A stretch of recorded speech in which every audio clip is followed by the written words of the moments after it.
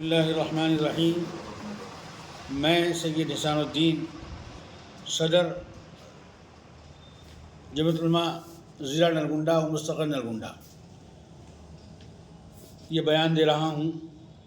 ریاستی الیکشن کے فوراً بعد 2024 کا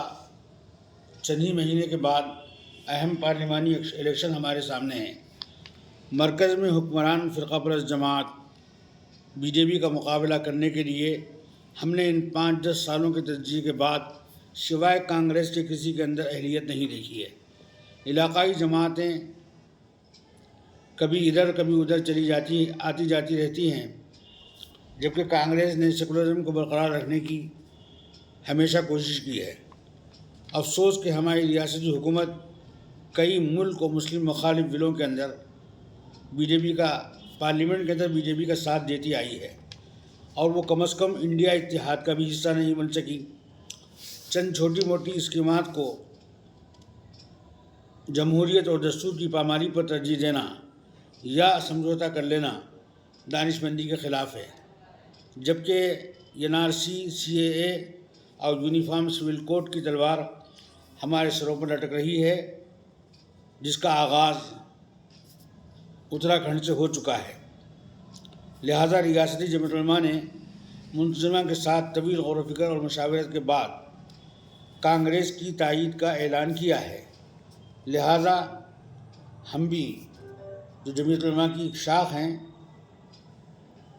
مرکزی جمعیت علماء کی، نلگنڈے کی کانگریس امیدوار سے چند مطالبات کی ضمانت کے بعد مستقر اور ضلع نلگنڈا کی کانگریسی امیدواروں کی تائید کا اعلان کرتے ہیں، اور تمام مسلمانوں اور برادران وطن سے بھی ملک کے سیکولرزم کی بقا کے لیے کانگریس کے حق میں ووٹ دینے کی اپیل کرتے ہیں۔ نیز یہ بات بھی واضح کر دینا ضروری سمجھتے ہیں کہ سیاست میں جب کوئی مستقل دوست اور مستقل دشمن نہیں ہوتا، آج کوئی کسی کا ساتھ دیتا ہے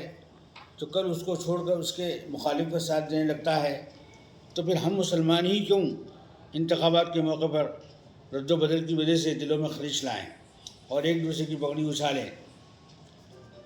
ہم تمام مسلمانوں سے گزارش کرتے ہیں کہ ووٹ ہمارا جمہوری حق ہے اور شرعی ذمہ داری ہے،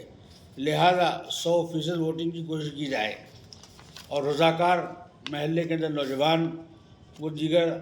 ضعیف اور معمر حضرات کی مدد کریں